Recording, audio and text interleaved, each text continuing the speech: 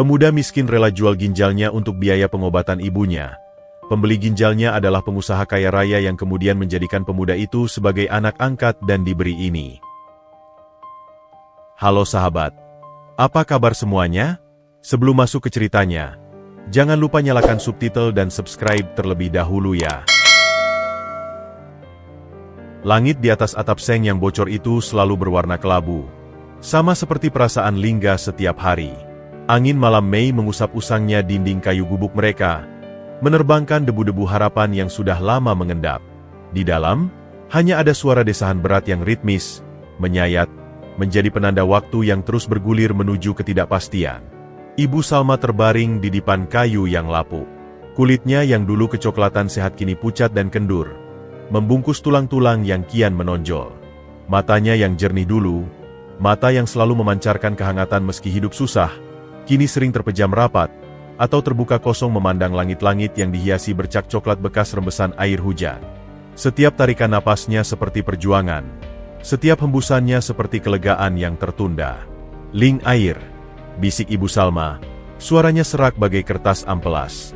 Lingga segera merebahkan diri di samping ibunya, dengan hati-hati menyangga kepala Ibu Salma dan mendekatkan gelas plastik berisi air matang ke bibirnya yang pecah-pecah.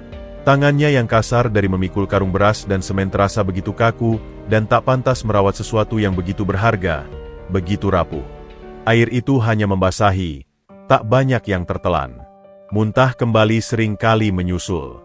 Ginjal Ibu Salma sudah tak lagi mampu menyaring racun dari tubuhnya.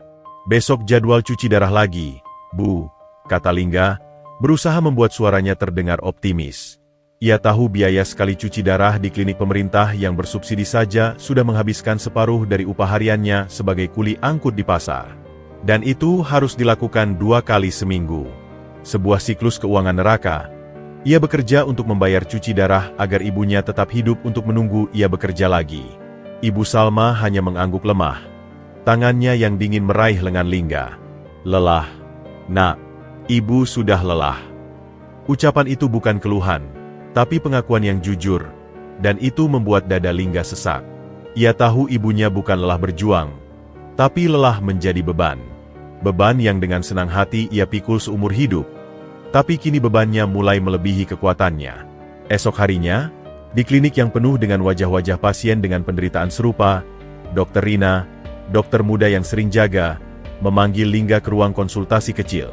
Wajahnya penuh empati dan ketegangan. "Ling, kondisi ibu semakin menurun," kata Dr. Rina, menatap laporan laboratorium. "Kreatinine dan ureumnya sudah sangat tinggi. Cuci darah hanya mempertahankan, bukan menyembuhkan." Lingga menelan ludah. "Lalu apa jalan lain, Dok?" Dr. Rina menarik napas. "Transplantasi ginjal. Itu satu-satunya harapan untuk kualitas hidup yang lebih baik, bahkan kesembuhan." Sebelum harapan di mata Lingga menyala, Dr. Rina melanjutkan, "Tapi perlu donor yang cocok. Dan biayanya sangat besar. Mulai dari pemeriksaan donor, operasi, obat-obatan penolakan setelahnya. Bisa ratusan juta, Ling." Angka itu menggantung di udara, padat, keras, seperti batu nisan. Ratusan juta. Bagi Lingga, itu adalah angka dari dunia lain. Uang sebanyak itu bisa membeli ribuan karung beras, membangun ratusan rumah seperti gubuknya, sesuatu yang sama sekali tidak masuk akal dalam kamus kehidupannya. "Dan donor?" tanya Lingga, suaranya lirih. "Bisa dari keluarga dekat, saudara kandung, atau anak. Tapi perlu tes kecocokan dulu," jelas Dr. Rina. Lingga adalah anak tunggal. Ayahnya sudah lama menghilang, entah di kota besar atau sudah di alam lain. Tak ada saudara lain. Satu-satunya keluarga adalah beberapa tetangga yang baik hati, namun mereka pun hidup pas-pasan. "Kalau saya, Dok, saya bisa jadi donor?" tanya Lingga tanpa pikir panjang. Tubuhnya kuat. Ia masih punya 2 ginjal. Satu untuk ibunya. "Kenapa tidak?" Dr. Rina memandangnya dalam-dalam. "Itu bisa, Ling. Tapi tesnya panjang. Dan yang terpenting," dia menekankan, "biaya operasi dan perawatannya tetap sama besarnya. Donor tidak mengurangi biaya, bahkan menambah tahapan pemeriksaan. Harapan yang baru saja mengambang langsung ditampar kenyataan. Masalahnya bukan hanya ginjal. Masalahnya adalah uang. Selalu uang. Pulang dari klinik, dengan Ibu Salma yang lemas tertidur di becak yang ia sewa, Lingga memandangi jalanan kota yang ramai. Dia melihat orang-orang berlalu lalang dengan mobil mewah, wanita-wanita berbelanja di butik mahal, anak-anak tertawa riang dengan mainan baru. Dunia begitu luas dan kaya. Tetapi sepertinya tak ada satupun celah rezeki yang cukup besar untuk menyelamatkan nyawa satu-satunya orang yang ia miliki. Hujan mulai rintik-rintik lagi. Ia mempercepat langkah, melindungi tubuh ibunya dengan jas hujan plastik yang sudah sobek di beberapa bagian. Saat sampai di gubuk, setelah membaringkan ibunya dengan hati-hati, ia berdiri di depan pintu, menatap hujan yang membasahi bumi. Air mata akhirnya pecah, bercampur dengan rintik hujan di wajahnya. Tangisnya sunyi, penuh dengan keputusasaan seorang anak laki-laki berusia 22 tahun yang merasa dunia terlalu berat untuk dipikul sendirian. Di sanalah, di tengah rintik keputusasaan yang tak henti-hentinya itu, sebuah pikiran gelap mulai menyelinap. Jika dunia tak memberinya jalan terang, mungkin ia harus mempertimbangkan jalan yang gelap. Jika tubuhnya adalah satu-satunya aset berharga yang ia miliki, mungkin ia harus mempertimbangkan untuk menjualnya.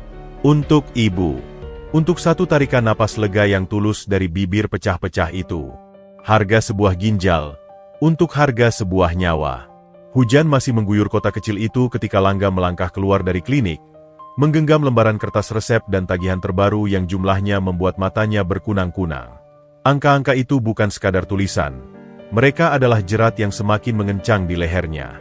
Udara lembab menempel di kulitnya, seolah ikut menahan beban yang ia pikul.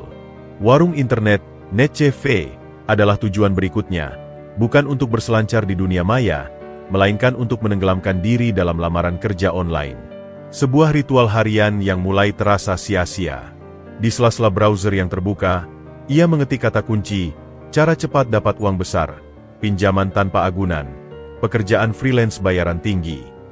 Hasilnya selalu sama, tipuan berkedok MLM, penipuan berkedok investasi, atau tawaran jadi kurir narkoba yang disamarkan. Keletihan dan keputusasaan mulai merayapi tulang-tulangnya. Dari balik monitor komputer butut yang penuh noda, pandangannya kosong. Di dinding sebelahnya, tertempel puluhan stiker, poster kecil, dan selebaran yang sudah lusuh dan tertumpuk. Kursus komputer, jasa servis AC, iklan joki skripsi, dan nomor-nomor telepon spesialis tanpa penjelasan jelas.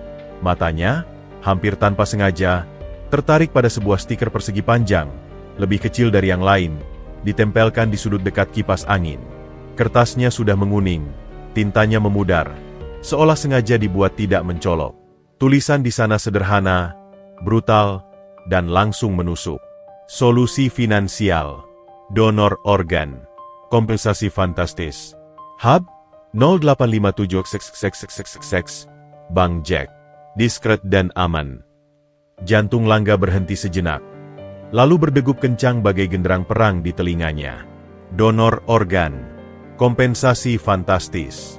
Kata-kata itu bergema di kepalanya, bersaing dengan bayangan wajah pucat Ibu Salma dan desah napasnya yang berat. Tangannya gemetar. Ia menoleh ke kanan dan kiri. Pemilik warung asyik menonton sinetron. Beberapa anak muda lain sibuk dengan game online mereka. Tidak ada yang memperhatikannya. Dengan gerakan cepat, hampir refleks, ia merobek selembar kertas dari buku catatannya dan menyalin nomor itu. Angka-angkanya ia tulis dengan buru-buru. Coretan tangannya tak karuan. Setelah selesai, ia melipat kecil kertas itu dan menyimpannya di saku celana, tepat di atas detak jantungnya yang masih kencang. Rasanya seperti menyimpan sepotong bara api, atau sebuah dosa yang belum dilakukan. Sepanjang perjalanan pulang, nomor itu terngiang-ngiang. Fantastis, berapa fantastisnya? Cukup untuk transplantasi? Cukup untuk obat penolakan seumur hidup? Pikirannya liar, dipenuhi gambar-gambar mengerikan dari film-film black market yang pernah ia tonton diam-diam di warnet. Tapi kemudian ia teringat pada pagi tadi, saat Ibu Salma memandangnya dan berkata pelan, "Ling, Ibu mau lihat kamu menikah, punya anak. Ibu mau gendong cucu." Ucapan itu adalah sebuah harapan, sekaligus sebuah pisau yang menancap di hati Langga. Ibu Salma berbicara seolah-olah masa depan itu adalah kemewahan yang tak akan pernah ia raih. Malam itu, di gubuk yang gelap kecuali dari cahaya lampu minyak, Langga tak bisa tidur. Kertas kecil itu terasa membakar saku celananya yang tergantung di samping dipannya. Ia mengambilnya, membukanya, dan menatap nomor telepon itu di bawah cahaya remang-remang. Sebuah pertarungan batin yang sengit terjadi. Di satu sisi, naluri kemanusiaannya berteriak keras. Ini salah, ini berbahaya, ini bisa membunuhnya. Di sisi lain, cinta dan keputusasaannya membisikkan logika yang menyimpang.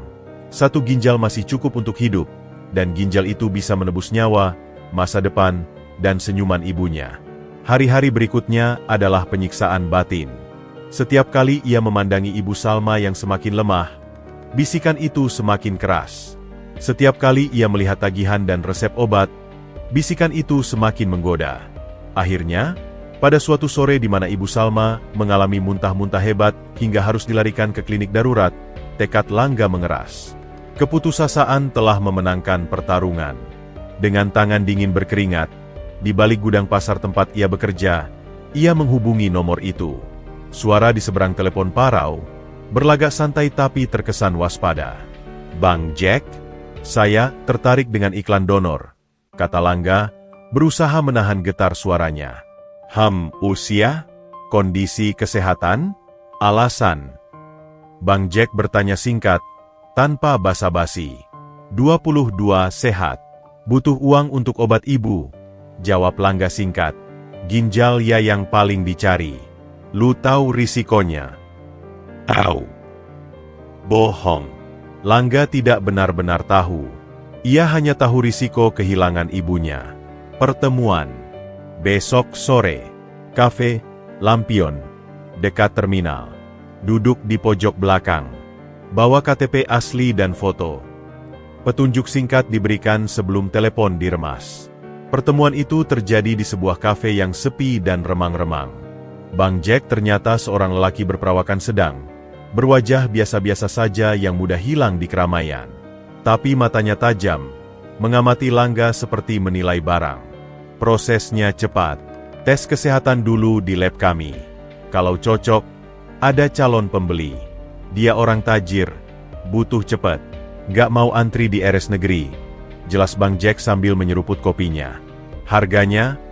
Kita bisa bicara di sini. Buat kondisi lu, buat pengorbanan buat ibu, gue usahain yang paling tinggi.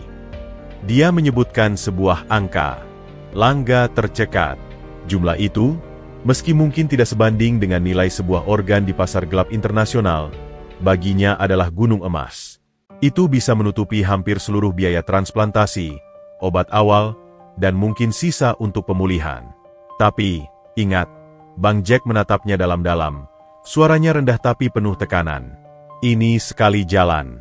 Nggak ada komplain. Nggak ada cerita. Setelah operasi, selesai. Lu nggak kenal gue. Lu nggak kenal siapa pembelinya. Ini dunia bawah. Nah, discretion is key. Langga mengangguk. Mulutnya kering. Ia merasa seperti sedang menjual jiwanya, bukan hanya ginjal. Tapi di depan matanya, bayangan Ibu Salma tersenyum sehat, berjalan di taman, tanpa mesin cuci darah, tanpa rasa sakit, lebih kuat dari segalanya. Baik, kata Langga, suaranya serak tapi penuh tekad. Saya setuju. Bang Jack tersenyum tipis, bukan senyum ramah, tapi senyum seorang pedagang yang baru saja mendapat barang bagus dengan harga murah. Smart choice. Untuk ibu, everything is justified, right? Ujarnya, seolah membaca pikiran Langga. Saat Langga meninggalkan kafe, hujan rintik-rintik mulai turun lagi.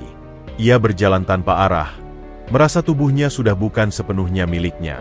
Ia telah melangkah ke bayangan, ke dunia di balik layar yang penuh dengan transaksi tanpa nama dan harga nyawa.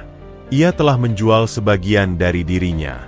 Dan ia tahu, keputusan ini akan mengubah segalanya selamanya. Bayangan di warung internet itu kini telah menjadi bayangan nyata yang akan menyertainya, mungkin untuk selamanya. Perjalanan pulang dari pertemuan dengan Bang Jack terasa seperti berjalan di atas awan yang keruh. Setiap langkah kaki Lingga terasa ringan namun hampa, seolah jiwa yang terberatkan kini telah terlepas dan mengambang di suatu tempat yang gelap. Angka yang disebutkan Bang Jack terus berputar-putar di kepalanya. Sebuah mantra yang sekaligus mengerikan dan memabukkan. Oh, itu cukup. Itu adalah jawaban dari semua doa keputusasaannya. Namun, di tengah euforia semu itu, rasa takut yang menggigil mulai merayap. Ia membayangkan ruang operasi gelap, alat-alat tidak steril, dan tubuhnya dibedah oleh tangan-tangan yang hanya peduli pada uang. Ia membayangkan komplikasi, infeksi, atau bahkan kematian di atas meja operasi. Lalu, apa yang akan terjadi pada Ibu Salma? Jika ia mati, ibunya akan ikut mati pelan-pulahan tanpa seorang pun yang memperjuangkannya. Malam itu, di samping ranjang Ibu Salma yang tertidur gelisah, Lingga menelusuri artikel-artikel medis tentang donor ginjal secara diam-diam di ponsel murahan miliknya, menggunakan sisa kuota yang nyaris habis. Ia membaca tentang risiko, perdarahan, infeksi, kerusakan organ lain, chronic kidney disease di kemudian hari, bahkan kematian. Setiap kata seperti pukulan. Tapi kemudian ia membaca tentang prosedur yang sukses, tentang hidup normal dengan satu ginjal, tentang penderita ginjal yang bisa kembali beraktivitas setelah transplantasi. Ia menggantungkan harapan pada narasi kedua, mengubur yang pertama jauh di dalam pikiran. Beberapa hari berlalu dalam kecemasan yang mendidih. Bang Jack menghubungi. Tes lab besok. Jam 10 malam. Jemput di tempat biasa. Pesan singkatnya. Tes lab malam hari. Itu sudah melanggar naluri normalnya. Tapi ia sudah terlalu jauh masuk. Ia berbohong pada Ibu Salma, mengatakan ada pekerjaan lembur malam di gudang. Hatinya sakit melihat sorot mata ibunya yang percaya dan sedikit khawatir. Hati-hati, nak. Jangan terlalu capek. Mobil van putih tanpa tanda apapun menjemputnya di sudut pasar yang sepi. Pengemudinya pendiam. Wajahnya tertutup topi baseball. Di dalam van, selain Bang Jack, ada seorang lelaki lain yang lebih muda, berbadan kekar, mungkin pengawal. Mereka menyambut Lingga dengan anggukan dingin. Perjalanan menuju pinggiran kota dilakukan hampir tanpa bicara. Musik instrumental rendah mengisi kekosongan yang mencekam. Mereka berhenti di depan sebuah villa bergaya modern yang terlihat mewah namun sepi. Tirai semua jendela tertutup rapat. Tidak ada tetangga dekat. Villa ini, kata Bang Jack, adalah milik sang bos dan digunakan untuk hal-hal yang memerlukan privasi ekstrim. Di dalam, suasana kontras dengan eksteriornya. Ruang tamu luas tetapi kosong. Hanya ada beberapa sofa kulit dan sebuah meja besar. Lampu-lampu menyala terang, memamerkan marmer yang mengkilap. Bau disinfektan menyeruak, memberi kesan klinis yang tidak nyaman. Seorang perempuan paruh baya dengan jas lab putih menyambut mereka. "Ini calon donor untuk Pak Huda?" tanyanya pada Bang Jack. Untuk pertama kalinya, Lingga mendengar nama calon pembelinya, Pak Huda. "Ya, Bu Dokter. Ini Lingga. Tesnya lengkap ya?" pinta Bang Jack dengan nada hormat yang dibuat-buat. Lingga dibawa ke sebuah ruangan yang diubah menjadi laboratorium darurat. Ada mesin EKG, alat pengambil darah, dan beberapa peralatan lain yang ia tidak kenal. Prosesnya cepat dan efisien. Dokter perempuan itu, yang memperkenalkan diri sebagai Dokter Arini, profesional namun dingin. Tidak ada tanya jawab yang tidak perlu. Ia hanya mengambil data, mengukur, memeriksa. Kondisi fisik bagus. Masih muda. Cocok, ujarnya pada Bang Jack yang menunggu di luar. Setelah tes, Bang Jack membawa Lingga ke ruang kerja. Di atas meja kayu mahogani yang besar, tergeletak segulung dokumen dan selembar kertas kontrak. "Ini perjanjiannya. Baca baik-baik. Intinya, kamu setuju dengan prosedur, melepaskan semua hak atas ginjal yang didonorkan, dan setuju untuk kerahasiaan total. Sebagai ganti, kamu mendapatkan kompensasi yang telah disepakati, dibayarkan penuh setelah operasi selesai." Kontrak itu ditulis dalam dua bahasa, Indonesia dan Inggris. Bahasa Indonesianya terdengar resmi namun penuh dengan istilah hukum yang membingungkan. Klausul pelepasan tanggung jawab, liability waiver, panjang dan menakutkan. Sedangkan versi Inggrisnya, yang notabene tidak terlalu ia pahami, tampak lebih teknis lagi. Matanya hanya tertuju pada angka kompensasi yang tertulis dengan jelas di bagian akhir, dan pada baris yang menyatakan, Dana akan ditransfer ke rekening yang ditunjuk pendonor dalam waktu 1x24 jam setelah prosedur donor selesai dan dinyatakan berhasil oleh tim medis. Tanda tangan di sini, dan di sini, kata Bang Jack, menunjuk beberapa tempat dengan pulpen mahal miliknya. Lingga memegang pulpen itu. Terasa berat. Ia menatap blanko tanda tangan. Nama lengkapnya akan mengikat dirinya pada sebuah keputusan yang tak bisa ditarik kembali. Ia berpikir tentang Ibu Salma. Ia berpikir tentang masa depannya yang mungkin terpotong. Ia berpikir tentang dosa ini. Namun, di atas semua itu, ada sebuah gambaran yang lebih kuat. Ibu Salma tersenyum, bangkit dari ranjangnya, bisa memasak lagi untuknya, bisa tertawa lepas tanpa rasa sakit.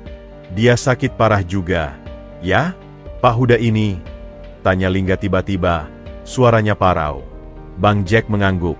Ekspresinya sedikit berubah. Sama seperti ibumu, mungkin lebih parah. Dia pengusaha besar, punya segalanya, kecuali kesehatan. Dia juga sedang berjuang. Lo membantu dia membantu lo. Simbiosis mutualisme. Istilah yang ia gunakan terdengar janggal dan sinis di telinga Lingga. Dia juga berjuang kalimat itu, entah mengapa, memberi sedikit pencerahan. Ini bukan sekadar jual beli. Ini pertukaran harapan antara dua orang yang sama-sama terdesak. Meski transaksinya kotor, tujuannya mungkin suci, Lingga mencoba meyakinkan dirinya sendiri. Dengan napas terakhir dari penolakan yang masih tersisa, ia menekankan pulpen ke atas kertas. Coretan namanya, Lingga Adi Pratama, terlihat goyah dan penuh keraguan, tetapi sudah terlanjur tercantum. Ia menandatanganinya di beberapa tempat yang ditunjuk, menjadikan dirinya terikat secara hukum, atau setidaknya, terikat dalam perjanjian dunia bawah. Bagus, desis Bang Jack, mengambil kontrak itu dengan hati-hati.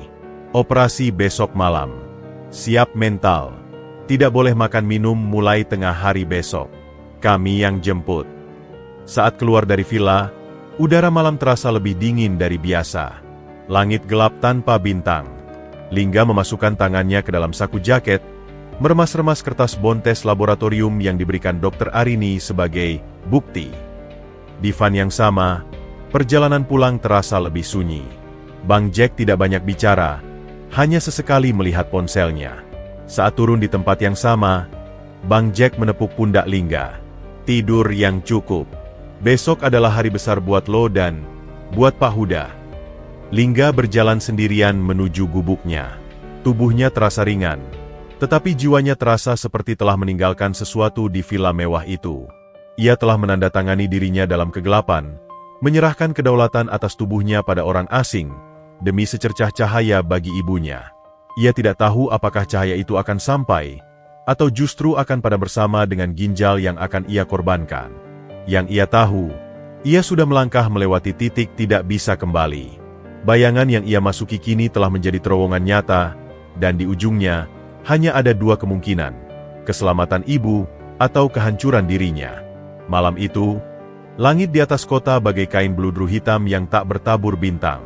Lingga duduk di tepi dipan, memandangi Ibu Salma yang tertidur tak nyenyak. Wajahnya yang keriput terlihat semakin cekung dalam cahaya lampu minyak yang redup. Setiap desahan napasnya adalah detak jam yang mengingatkan Lingga pada janji yang harus ia tepati.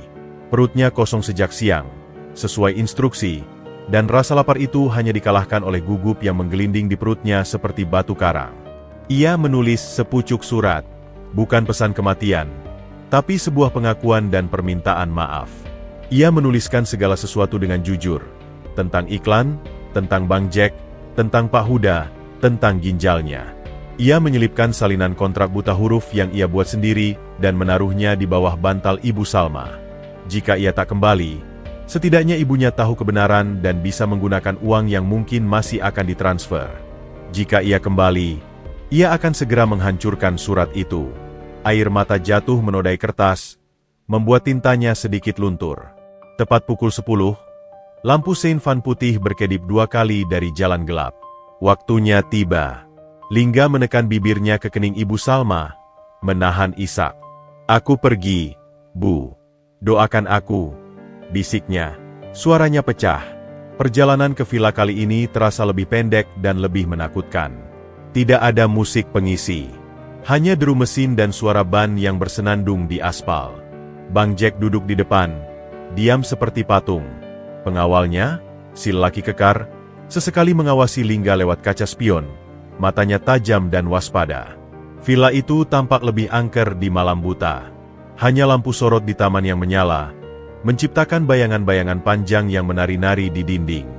Di dalam, suasana sudah berubah. Ruang tamu yang luas kini dipenuhi peralatan medis bergerak. Tirai pemisah steril membentuk lorong menuju sebuah ruangan yang dahulu mungkin ruang keluarga, kini telah disulap menjadi kamar operasi darurat.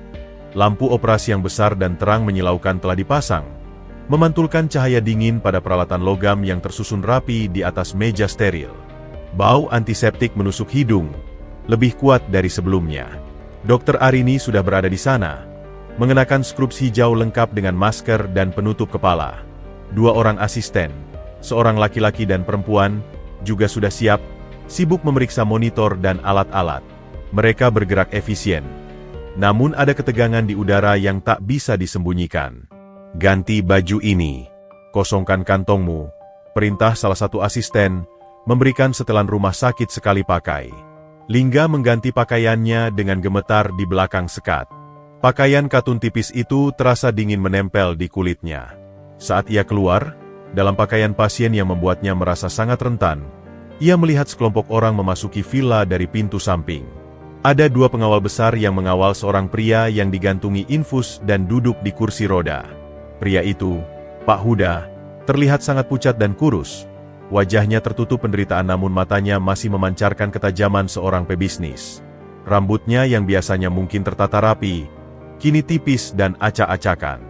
Ia mengenakan baju rumah sakit yang sama. Pandangan mereka bertemu sejenak. Di mata Pak Huda, Lingga melihat sesuatu yang mirip. Ketakutan, keputusasaan, dan secercah harapan yang sama-sama menggantung. Tidak ada kata yang diucapkan.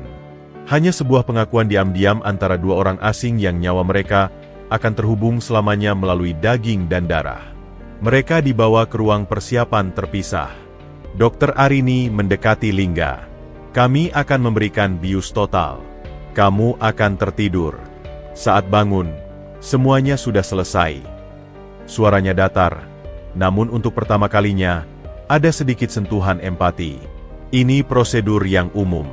Risiko minimal. Kami di sini untuk memastikan semuanya berjalan baik. Minimal untuk siapa? Pikiran itu melintas di benak Lingga, tapi ia terlalu takut untuk bertanya. Ia hanya mengangguk patuh. Jarum infus ditusukkan ke tangannya, terasa seperti sengatan tawon yang dingin. Cairan dingin mulai mengalir masuk ke pembuluh darahnya. Ia terbaring di atas troli yang keras, digulingkan menuju kamar operasi yang menyilaukan. Pemandangan terakhir sebelum kesadarannya memudar adalah siluet tubuh Pak Huda di troli lain di seberang ruangan, lampu operasi yang seperti matahari buatan, dan wajah Dokter Arini di balik masker yang hanya memperlihatkan matanya yang lelah. Lalu, kegelapan menyergap. Gelap, pekat, dan sunyi. Kesadaran kembali secara perlahan, disertai rasa sakit yang tumpul namun dalam di sisi kirinya.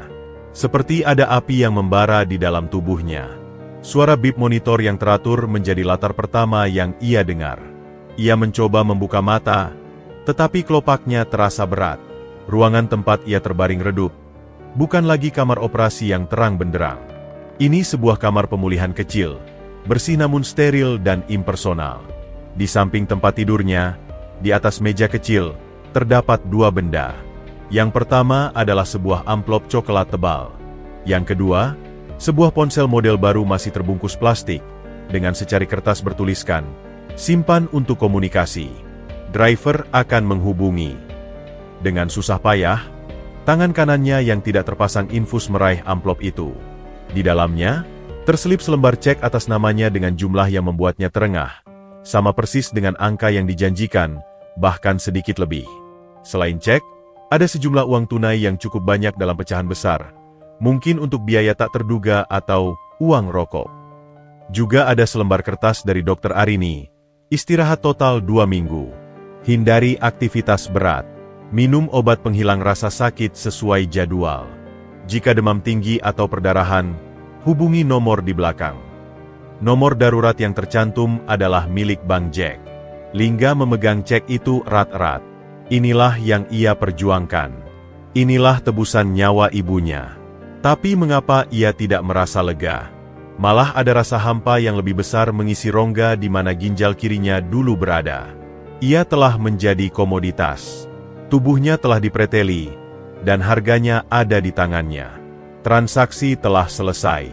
Rasa mual dan sakit menyerangnya lagi. Ia menekan tombol di samping tempat tidur yang ia duga adalah bel pemanggil. Beberapa menit kemudian, Dokter Arini masuk, kali ini tanpa skrups operasi, hanya jas lab putih.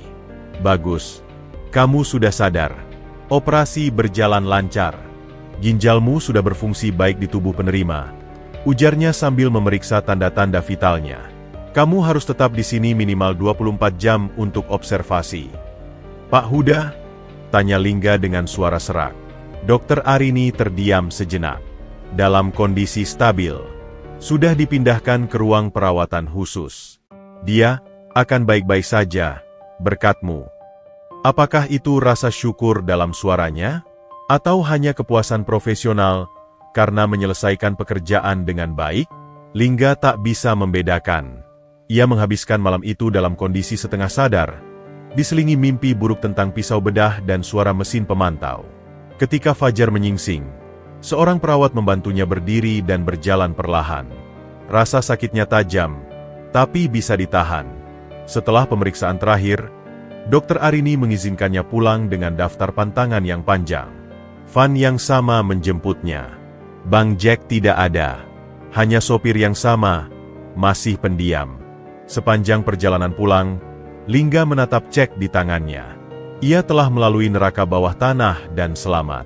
Kini, ia membawa surga dalam selembar kertas untuk ibunya. Tapi di balik semua itu, ia merasa telah meninggalkan lebih dari sekadar sebuah organ di villa mewah itu. Ia merasa telah meninggalkan sebagian dari kemanusiaannya, sebagian dari kepolosannya, dan menggantinya dengan rahasia gelap yang akan ia bawa seumur hidup. Kamar operasi bawah tanah itu mungkin telah tertutup, tetapi bayangannya akan terus mengikutinya, kemanapun ia pergi. Cek itu terasa seperti sepotong besi panas di tangan Lingga. Ia memegangnya erat-erat sepanjang perjalanan pulang. Khawatir angin dari jendela van yang terbuka akan menerbangkannya. Rasa sakit di sisi tubuhnya berdenyut tajam setiap kali van melewati lubang jalan, mengingatkannya pada apa yang telah hilang.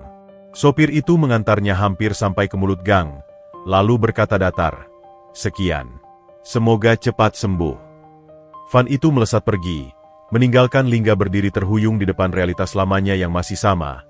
Gang sempit, rumah-rumah petak, dan bau got yang tak pernah hilang. Langkahnya tertatih-tatih menuju gubuk. Setiap langkah adalah penderitaan. Saat memasuki rumah, Ibu Salma yang terbaring langsung terlihat panik. "Ling, kenapa kau? Kau pucat sekali. Kecelakaan ya di gudang." Lingga, menahan isak dan rasa sakit, berusaha tersenyum. "Enggak, Bu. Cuma kecapean aja. Lihat, Bu."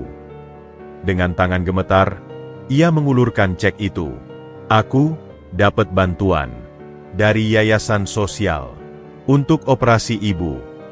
Mata Ibu Salma membesar, memandangi angka-angka pada cek itu dengan rasa tak percaya yang bercampur kekhawatiran. "Yayasan? Yayasan apa? Kok segini banyaknya? Apa kau melakukan hal berbahaya, Nak?" Naluri keibuan selalu tajam. "Tidak, Bu. Aku cuma cerita kondisi ibu ke bos proyek baru. Dia baik. Ternyata punya koneksi ke yayasan itu. Mereka mau bantu." Dusta itu keluar lancar. Sudah ia latih di kepala sepanjang perjalanan. Ia menatap mata ibunya, berharap bisa meyakinkannya. "Ini kesempatan kita, Bu. Kita bisa ke rumah sakit besar. Ibu bisa transplantasi." Air mata Ibu Salma mengalir deras. Bukan air mata bahagia, tapi air mata lega yang tertahan terlalu lama, dicampur dengan kekhawatiran yang tak sepenuhnya sirna. Ia menarik tangan Lingga, merasakan dinginnya kulit anaknya. "Kau pasti sangat capek, ya Nak. Istirahat dulu." Ibu tak tahu harus bilang apa. Hari-hari berikutnya adalah gerak cepat yang melelahkan bagi Lingga dalam kondisi fisiknya yang masih lemah. Ia pergi ke bank, mencairkan cek dengan jantung berdebar-debar, khawatir ada masalah. Tapi transaksi lancar. Uang itu nyata. Ia langsung menghubungi rumah sakit swasta ternama yang direkomendasikan Dr. Rina dulu. Ia menggunakan kisah, bantuan dari donatur yang tidak ingin disebutkan namanya. Proses birokrasi yang dulu terasa seperti tembok tebal, kini terbuka lebar berkat kekuatan uang. Ibu Salma menjalani serangkaian tes ulang yang lengkap. Kondisinya memang kritis, tapi dokter spesialis ginjal di rumah sakit itu, Dr. Hendra, menyatakan masih mungkin untuk transplantasi. Pencarian donor ginjal yang cocok melalui jalur resmi pun dimulai. Lingga, tentu saja, menjadi kandidat pertama. Kali ini, tes dilakukan dengan prosedur yang benar, steril, dan transparan. Hasilnya, kecocokan yang cukup baik. Bukan yang sempurna, tapi memadai untuk transplantasi dengan pengobatan imunosupresan yang tepat. Operasi transplantasi Ibu Salma dilakukan di ruang operasi yang bersih, terang, dan penuh dengan profesionalisme. Berbeda 180 derajat dari pengalaman Lingga di villa. Saat menunggu, rasa sakit di pinggangnya sendiri kembali mengingatkannya pada malam itu. Ia memegang ponsel baru dari Bang Jack yang belum pernah ia aktifkan, merasa seperti menyimpan bom waktu. Operasi berlangsung sukses. Ginjal baru, ginjal yang sehat dari tubuh anaknya sendiri, mulai bekerja di tubuh Ibu Salma. Warna kulitnya perlahan membaik, energinya kembali. Senyuman tulus yang selama ini hanya jadi angan-angan Lingga, akhirnya merekah di bibir Ibu Salma. "Terima kasih, Nak. Kau penyelamat Ibu," katanya, memeluk Lingga erat. Pelukan itu seharusnya terasa sempurna. Tapi di tengah kebahagiaan itu, ada rasa getir. Ibu Salma mengira ginjal itu adalah kemurahan hati Tuhan melalui dirinya. Ia tidak tahu bahwa ginjal itu adalah hasil tebusan dari sebuah pengorbanan gelap anaknya.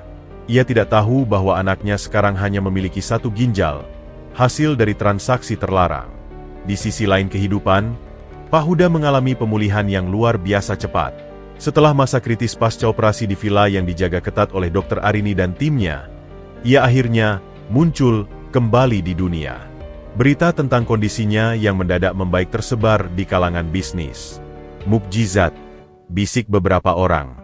Dia mendapat donor dari luar negeri dengan biaya mahal, duga yang lain.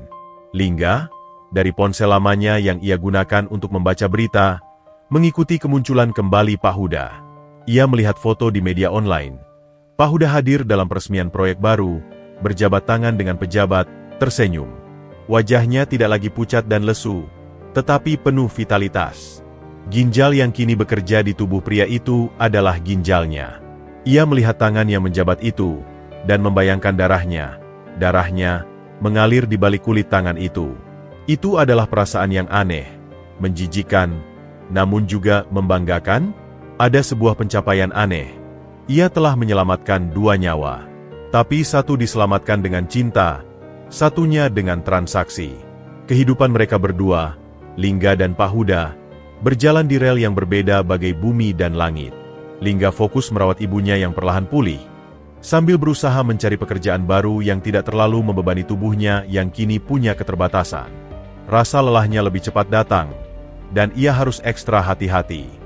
Sementara Pak Huda, dengan energi barunya, seperti mendapatkan kehidupan kedua. Perusahaannya melesat, ekspansi dilakukan, namanya semakin berkibar. Namun, di balik senyum dan kesuksesan itu, Pak Huda ternyata tidak bisa melupakan. Wajah pemuda-muda yang pucat dan penuh ketakutan di ruang persiapan operasi sering muncul dalam ingatannya. Pengorbanan anak muda itu untuk ibunya membuatnya teringat pada keluarganya sendiri yang hampa. Rasa bersalah mulai menggerogoti, bukan lagi pada tindakan ilegalnya, tetapi pada ketidakpeduliannya setelah transaksi selesai. Ia tahu alamat Lingga dari dokumen kontrak. Ia tahu kondisinya yang sederhana. Dan semakin ia menikmati kesehatan barunya, semakin besar beban moral itu. Suatu sore, saat mengawasi dari jendela kantornya yang tinggi, Pak Huda memerintahkan asisten pribadinya yang paling dipercaya, Saudara Aji, untuk melakukan penyelidikan diskret tentang Lingga Adi Pratama. "Saya ingin tahu keadaannya sekarang. Apakah ibunya selamat? Apakah uang itu cukup? Jangan sampai dia tahu," pesannya. Laporan dari Aji beberapa hari kemudian semakin membuat hati Pak Huda terasa berat. Lingga dan ibunya hidup sederhana. Ibunya memang telah dioperasi dan sembuh, tetapi Lingga tampak bekerja serabutan dengan kondisi yang tidak prima. Potret kehidupan yang keras namun penuh bakti itu menyentuh sisi manusiawi Pak Huda yang lama tertimbun ambisi. Dua kehidupan yang tertukar oleh sebuah organ kini mulai bergerak mendekat lagi, bukan oleh ikatan darah atau hukum, tetapi oleh beban rasa bersalah dan rasa terima kasih yang tak terucap. Lingga, dengan rahasia gelap dan tubuhnya yang tak lagi utuh, berusaha keras menjalani hidup normal. Pak Huda, dengan kekayaan dan kesehatannya yang kembali, justru merasa ada sesuatu yang kurang, ketenangan batin. Dan takdir, sepertinya, belum selesai mempertemukan mereka. 6 bulan telah berlalu sejak operasi transplantasi Ibu Salma. Musim hujan kembali tiba, tetapi kali ini, atap seng gubuk mereka sudah ditambal dengan rapat. Kehidupan perlahan beranjak lebih baik. Ibu Salma kini bisa berjalan pelan ke warung, bahkan sesekali memasak untuk anaknya. Wajahnya bersinar dengan kehidupan yang kembali. Namun, di mata Lingga, ibunya masih terlihat rapuh. Ia selalu waspada, memastikan Ibu Salma minum obat imunosupresan tepat waktu, dan melarangnya kehujanan atau kelelahan. Lingga sendiri bekerja sebagai penjaga toko kelontong milik seorang tengkulak di pasar. Pekerjaan itu tidak terlalu berat fisik, tetapi membosankan dan upahnya pas-pasan. Rasa lelah dan pegal di pinggang kirinya, tempat bekas luka operasi yang sudah memudar, kerap muncul di penghujung hari. Ia belajar hidup dengan satu ginjal, minum banyak air, menghindari obat nyeri tertentu, dan menerima bahwa tenaganya tidak lagi sekuat dulu. Suatu Sabtu sore, langit mendung tapi belum hujan. Lingga baru saja pulang kerja dan sedang membantu ibunya memilah kacang hijau di teras depan. Suara mesin mobil halus yang tidak biasa terdengar di ujung gang. Biasanya, hanya motor dan gerobak yang lewat. Mereka tidak menghiraukan, sampai mobil itu, sebuah Mercedes hitam mengkilap, berhenti persis di depan pagar kayu reot mereka. Lingga membeku. Jantungnya berdegup kencang. Ia mengenali mobil itu. Bukan mobil yang sama dengan van operasi, tapi aura mewah dan intimidatifnya serupa. Pintu mobil terbuka. Seorang supir seragam turun dan membukakan pintu untuk penumpang di belakang. Dan keluarlah Pak Huda. Ia terlihat jauh lebih gagah daripada gambaran terakhir Lingga di villa. Wajahnya penuh, sehat, dengan setelan safari linen yang kasual tapi mahal. Rambutnya rapi. Namun, yang mencolok adalah ekspresinya. Bukan ekspresi sombong pengusaha sukses, tetapi keraguan dan semacam kecemasan yang tertahan. Matanya langsung mencari dan menemukan Lingga. Ada kilat pengakuan, lalu penyesalan yang dalam di sana. Ibu Salma melirik ke arah putranya, melihat pucatnya wajah Lingga. "Siapa itu, Ling?" bisiknya khawatir. Lingga tak bisa menjawab. Kakinya seperti tertanam. Pak Huda, didampingi oleh seorang pria berkacamata yang tampak seperti asisten, saudara Aji, berjalan perlahan mendekati pagar. Ia tidak langsung masuk, menghormati batas itu. "Lingga?" tanya Pak Huda. Suaranya lebih lembut dari yang dibayangkan Lingga. Lingga hanya bisa mengangguk kaku. "Boleh saya masuk? Saya ingin berbicara," lanjut Pak Huda. Tatapannya beralih ke Ibu Salma, dan ia memberikan salam hormat yang sopan. "Ibu." Ibu Salma, meski bingung, membalas salam dengan anggukan. "Silakan, Pak." Mereka duduk di kursi plastik usang di teras. Suasana canggung menggantung. Aji si asisten menunggu di dekat mobil. Pak Huda memandang sekeliling rumah yang sederhana namun rapi, lalu menatap Lingga dan ibunya bergantian. "Ibu, perkenalkan, saya Huda," katanya pada Ibu Salma. "Saya, rekan bisnis dari tempat Lingga dulu bekerja." Ia menggunakan kedok yang sama dengan Lingga. "Saya mendengar tentang kondisi ibu dan ingin menyampaikan doa secara langsung." "Terima kasih, Pak Huda," jawab Ibu Salma, masih penuh tanda tanya. Lingga tidak bilang dia punya rekan bisnis seperti bapak. Lingga menelan ludah. Tangannya berkeringat dingin. Pak Huda menarik napas dalam. "Sebenarnya, tujuan saya ke sini lebih dari sekadar menyapa." Ia menatap Lingga langsung. "Lingga, saya tahu segalanya. Saya tahu tentang villa. Tentang Dokter Arini. Tentang apa yang telah kau korbankan. Lingga merasa dunia berputar. Ibu Salma memandanginya dengan bingung. Apa maksudnya? Nak. Tidak, Bu. Ini. Lingga panik. Lingga menjual ginjalnya. Ibu. Kata Pak Huda dengan suara berat namun jelas. Dan ginjal itu sekarang ada di dalam tubuh saya. Keheningan yang pecah. Ibu Salma terkesiap. Tangannya menutup mulut. Matanya membelalak. Berpindah dari wajah tegas Pak Huda ke wajah putranya yang pucat pasi dan penuh rasa bersalah. Air mata mulai menggenang di matanya. Ling, benarkah? Itu sumber uang untuk operasi ibu. Lingga tak sanggup berbicara. Ia mengangguk pelan. Air mata akhirnya mengalir deras di pipinya. Selama ini ia membawa rahasia ini sendirian. Sekarang, ia terbongkar. Oh, anakku. Ibu Salma meraih tangan Lingga, memeluknya erat. Tangisnya pecah, campuran syukur yang tak terhingga, rasa sakit yang mendalam, dan rasa bersalah yang luar biasa. Kenapa kau lakukan itu? Kenapa kau tidak bilang? Karena ibu tidak akan mengizinkan, bisik Lingga, suaranya terseduh-seduh di bahu ibunya. Pak Huda menyaksikan adegan itu dengan perasaan tertusuk-tusuk. Saya di sini untuk meminta maaf, katanya, memecah keharuan. Apa yang saya lakukan, membeli organ dengan cara seperti itu, adalah salah. Saya egois. Saya putus asa. Saya menggunakan uang dan kekuasaan saya untuk mengambil jalan pintas yang merendahkan martabat manusia. Martabatmu, Lingga. Lingga mengangkat kepalanya, memandang lelaki di hadapannya.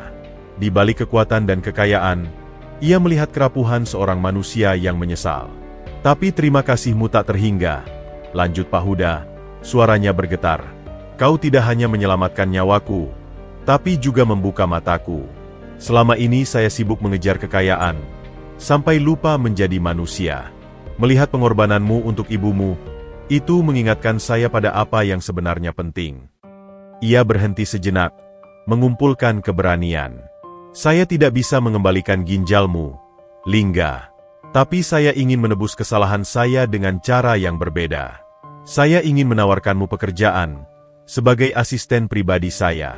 Kamu akan mendapat gaji yang layak, pelatihan, dan jaminan kesehatan untukmu dan ibumu. Ia menoleh ke Ibu Salma. Dan untuk ibu, saya akan pastikan perawatan lanjutan dan obat-obatan terbaik, tanpa biaya sepeser pun. Tawaran itu menggantung di udara. Terlalu bagus untuk jadi kenyataan. Lingga bingung. Ini mimpi? Atau jebakan lain? Ibu? Lingga menatap ibunya, mencari petunjuk. Ibu Salma memandangi Pak Huda lama-lema. Sebagai seorang ibu, ia bisa membaca niat orang. Dan di mata Pak Huda, ia melihat penyesalan yang tulus, bukan kepura-puraan. Mengapa Bapak ingin melakukan ini semua? Karena rasa bersalah? Tanya Ibu Salma. Karena rasa bersalah, ya, akui Pak Huda. Tapi juga karena rasa terima kasih. Dan, karena saya melihat sesuatu pada Lingga. Kejujuran, keberanian, dan kesetiaan yang langka. Saya sudah tua. Kekayaan saya banyak. Tetapi tidak ada yang bisa saya wariskan dengan percaya diri. Saya punya keponakan yang hanya mengincar harta saya. Mungkin ini adalah kesempatan bagi saya untuk membimbing seseorang yang pantas. Lingga masih ragu. Trauma terhadap villa dan operasi gelap itu masih membekas. Saya cuma lulusan SMA, Pak. Saya tidak bisa apa-apa di dunia Bapak. Kau bisa belajar. Yang saya butuhkan bukanlah gelar, tapi karakter. Dan kau memilikinya. Balas Pak Huda. Ini bukan sekadar pekerjaan, Lingga. Anggap ini sebagai kesempatan untuk membangun kembali hidupmu setelah pengorbanan besarmu. Biarlah ini jadi awal tebusan salah saya. Diam yang panjang menyelimuti teras kecil itu. Suara deru motor dan anak-anak bermain di kejauhan terasa seperti dari dunia lain. Lingga memandang ibunya yang kini sehat, memandang rumah mereka yang masih sangat miskin, lalu memandang masa depannya yang suram sebagai penjaga toko. Lalu ia memandang tangan kirinya, meraba bekas luka yang tersembunyi di balik baju. Mungkin, ini adalah jalan yang diberikan semesta. Bukan lagi jalan gelap di bawah tanah, tetapi jalan kedua yang terbuka di terang hari. Penuh risiko, ya. Tapi mungkin juga penuh dengan kesempatan. Dengan napas berat, Lingga menatap mata Pak Huda. Saya terima tawaran Bapak. Tapi dengan satu syarat, ibu saya harus selalu jadi prioritas. Dan, saya ingin belajar dengan benar. Saya tidak mau dianggap sebagai si penjual ginjal. Pak Huda tersenyum kecil. Senyum pertama sejak ia datang. Itu adalah senyum lega. Setuju, Lingga. Mulai besok, hidup baru menantimu. Dan kau tidak akan pernah lagi disebut dengan sebutan itu. Kau adalah Lingga, asisten saya. Kedatangan yang mengejutkan itu akhirnya berubah menjadi titik balik. Mobil hitam itu pergi, meninggalkan janji dan harapan baru. Di teras, Ibu Salma masih memegangi tangan anaknya. Hati-hati, nak. Dunia orang kaya itu berbeda. Tapi kita tidak punya pilihan lain, Bu, bisik Lingga, memandangi ujung gang tempat mobil itu hilang. Dan kali ini, kita akan hadapi bersama. Dengan mata terbuka, ia merasakan bekas lukanya berdenyut, seolah mengingatkan pada harga yang telah dibayar, dan pada permulaan baru yang tak terduga.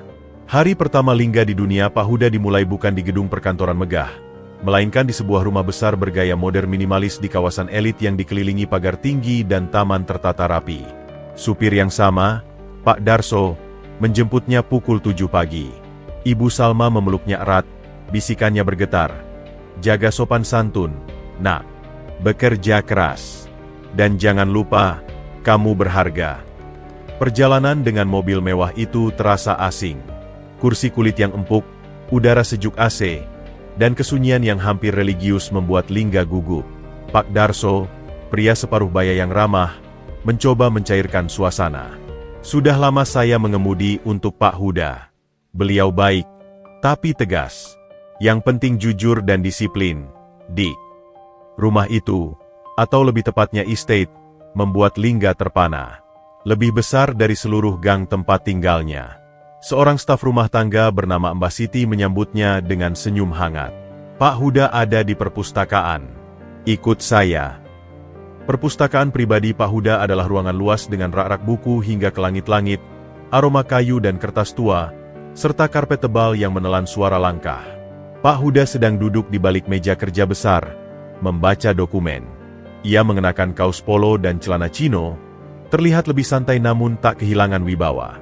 Selamat pagi, Lingga. Sambutnya, meletakkan kacamatanya. Hari ini kita tidak ke kantor. Hari ini adalah orientasimu. Orientation itu bukan tentang tugas administratif. Pak Huda memulai dengan mengajak Lingga berkeliling rumah, memperkenalkan staf inti, Mbah Siti, kepala rumah tangga, Pak Yanto, tukang kebun dan penjaga, dan Bu Eni, juru masak. Mereka adalah tulang punggung kehidupan rumah ini. Hormati mereka, pesan Pak Huda.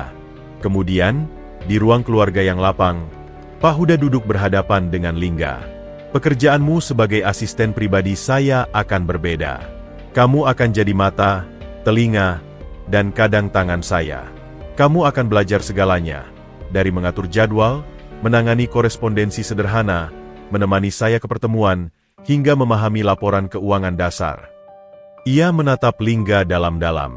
Tapi sebelum itu, kita punya perjanjian informal. Pertama, kamu tidak akan diperlakukan seperti bawahan biasa, tapi seperti seorang magang sekaligus anak didik. Kedua, kamu harus jujur, selalu. Jika tidak paham, tanya. Jika tidak setuju, dengan sopan, sampaikan. Ketiga, kita tidak akan pernah membicarakan masa lalu kita yang gelap di depan orang lain. Itu rahasia antara kita, Dr. Arini, dan mungkin Tuhan. Lingga mengangguk, mencerna setiap kata. Saya paham, Pak. Bagus. Sekarang, kita mulai dengan yang paling dasar, cara berkomunikasi. Hari-hari berikutnya, Lingga dibenamkan dalam ritme baru yang intens. Pagi-pagi, ia sering menemani Pak Huda jalan kaki di taman sambil mendengarkan podcast berita bisnis. Lalu sarapan bersama di meja makan besar. di mana Pak Huda akan menjelaskan berita ekonomi yang sedang hangat. Kemudian, mereka pindah ke kantor rumah Pak Huda, ruang kerja yang lebih kecil tapi lengkap, di mana Lingga diajari menggunakan perangkat lunak manajemen, membaca laporan laba rugi sederhana, dan etika dalam bermail. Awalnya, Lingga kewalahan. Istilah-istilah seperti cash flow, equity, atau marketing strategi terdengar seperti bahasa asing. Tapi Pak Huda sabar. Ia menjelaskan dengan analogi yang mudah dipahami, mengelola warung kelontong, atau mengatur keuangan rumah tangga. Lambat laun, awan kebingungan itu mulai tersibak. Lingga ternyata cepat menangkap logika dan ketelitian alamiahnya, yang terasah dari hidup penuh perhitungan, ternyata aplikatif di dunia bisnis. Pelajaran tidak hanya teoritis. Beberapa kali seminggu, Lingga diajak ke kantor pusat perusahaan Pak Huda, Huda Group, sebuah gedung pencakar langit di pusat kota. Di sini, Lingga diperkenalkan sebagai asisten pribadi baru Pak Direktur. Tatapan karyawan penuh rasa ingin tahu dan sedikit skeptis menyambutnya. Seorang pemuda dari kampung, langsung menjadi tangan kanan sang bos? Pasti ada sesuatu. Pak Huda tidak memedulikan bisik-bisik. Ia dengan sengaja membawa Lingga ke rapat-rapat penting, mendudukannya di belakang, dan memintanya membuat catatan. Setelah rapat, Pak Huda akan mengulas apa yang terjadi, mengapa keputusan A diambil, mengapa orang B bereaksi seperti itu. Ini adalah pendidikan real world tentang negosiasi, kepemimpinan, dan politik kantor. Di tengah kesibukan itu, Pak Huda tidak lupa pada Ibu Salma. Seorang perawat privat datang rutin ke gubuk mereka untuk memeriksa kesehatan Ibu Salma dan memastikan obat teratur. Bahkan, Pak Huda beberapa kali mengajak Ibu Salma makan malam di rumahnya, mengobrol santai. Hubungan mereka berkembang alami. Ibu Salma memanggilnya Pak Huda dengan rasa hormat yang berubah perlahan menjadi keakraban, sementara Pak Huda memanggilnya Bu Salma dengan sentuhan penghargaan yang mendalam. Suatu sore, setelah seharian mengikuti Pak Huda meninjau proyek properti, mereka duduk di teras belakang rumah Pak Huda menikmati teh. "Kau cepat beradaptasi, Lingga," puji Pak Huda. "Lebih cepat dari yang saya kira." "Karena Bapak yang mengajarkan dengan baik," jawab Lingga rendah hati. "Bukan hanya itu, kau punya common sense yang tajam. Di rapat tadi, kau tahu kan kenapa saya menolak tawaran joint venture dari perusahaan itu? Karena mereka terlalu mendesak dan janjinya terlalu muluk, Pak. Seperti ingin cepat-cepat mendapatkan keuntungan tanpa memikirkan risiko jangka panjang. Mirip seperti rentenir di kampung, bedanya skalanya besar." Pak Huda tersenyum lebar. "Tepat. Itulah yang tidak dilihat oleh beberapa direktur saya yang lulusan EMBA. Mereka terpukau angka, kau melihat niat." Perlahan, ikatan di antara mereka menguat. Bukan lagi sekedar hubungan bos asisten, atau hubungan antara penerima dan pemberi organ. Ada rasa saling menghargai. Pak Huda melihat potensi dan kemurnian hati dalam diri Lingga. Sementara Lingga, yang sejak kecil kehilangan figur ayah, mulai melihat teladan dan perlindungan dalam diri Pak Huda. Ia menemukan sisi lain pria itu, dermawan terhadap karyawan yang sakit, teguh pada prinsip, dan punya selera humor yang kering. Namun, dunia baru ini bukan tanpa tantangan. Kehidupan mewah masih terasa asing. Menu makanan yang rumit, tata krama di meja makan, cara berpakaian yang tepat, semua harus dipelajari. Ada momen canggung, seperti ketika ia salah menggunakan sendok saat makan malam formal, atau ketika ia bingung dengan protokol saat menemani Pak Huda menerima tamu penting. Tapi Pak Huda selalu ada untuk membetulkan dengan cara yang tidak memalukan. "Lain kali, ingat sendok yang lebih kecil untuk hidangan pembuka," bisiknya suatu kali. Atau, berdiri sedikit lebih tegak saat berjabat tangan, itu menunjukkan kepercayaan diri. Lingga masuk ke dunia baru yang penuh aturan, kemewahan, dan kompleksitas. Tapi lebih dari itu, ia masuk ke dalam sebuah hubungan yang mulai terasa seperti keluarga. Ia, yang dulu menjual bagian tubuhnya di kegelapan, kini diajari untuk membangun masa depannya di bawah cahaya terang benderang, dibimbing oleh orang yang paling tidak ia sangka akan menjadi mentornya. Bekas luka di pinggangnya kadang masih berdenyut, mengingatkannya pada awal yang kelam. Tapi kini, setiap kali ia melihat Pak Huda membimbingnya dengan sabar, atau mendengar tawa Ibu Salma yang semakin kuat, denyut itu terasa seperti pengingat akan sebuah perjalanan panjang yang penuh luka, namun mulai menunjukkan tanda-tanda kesembuhan. Kantor Huda Group di lantai 23 adalah ekosistem yang kompleks. Di sini, status dan kedekatan dengan sang pemimpin adalah mata uang utama. Kehadiran Lingga, seorang pemuda polos berusia 22 tahun dengan pakaian sederhana yang kini berganti kemeja dan celana kain rapi namun tetap terasa kampungan, langsung menjadi perbincangan. Awalnya, mereka mengira Lingga adalah supir cadangan atau tukang kebun baru. Tapi saat mereka melihatnya keluar dari lift bersama Pak Huda, duduk di ruang tunggu kantor direktur utama, bahkan beberapa kali dibawa ke ruang rapat tertutup, desas-desus mulai merebak. Anak siapa itu? Mungkin keponakan jauh. Jangan-jangan anak dari you know. Tapi desas-desus paling berbahaya datang dari Andre Wijaya, 28, keponakan Pak Huda dari almarhum adik perempuannya. Andre, dengan gelar Emba dari luar negeri dan posisi sebagai manajer pemasaran, selalu dianggap sebagai penerus tak resmi. Ia berpenampilan necis, percaya diri berlebihan, dan sudah lama merasa berhak atas tahta Huda Group. Kehadiran Lingga ia anggap sebagai gangguan kecil, sampai ia menyadari pola yang mengkhawatirkan. Pak Huda mulai mendelegasikan tugas-tugas yang seharusnya jadi domain Andre kepada Lingga. Memeriksa laporan penjualan mingguan, menyaring undangan acara, bahkan diminta opini soal strategi pemasaran proyek baru. Suatu kali, dalam rapat, Pak Huda bertanya, "Lingga, menurutmu, target pasar untuk apartemen mid-end ini sebaiknya kita fokuskan ke usia berapa?" Semua mata tertuju pada Lingga yang duduk di kursi belakang. Ia menjawab dengan sedikit gugup namun jelas. "Berdasarkan data yang saya baca, Pak, generasi muda awal 30-an yang baru menikah tapi belum punya anak. Mereka butuh hunian dekat pusat kota dengan cicilan terjangkau, tapi tidak mau tinggal di rusun." Pak Huda mengangguk puas.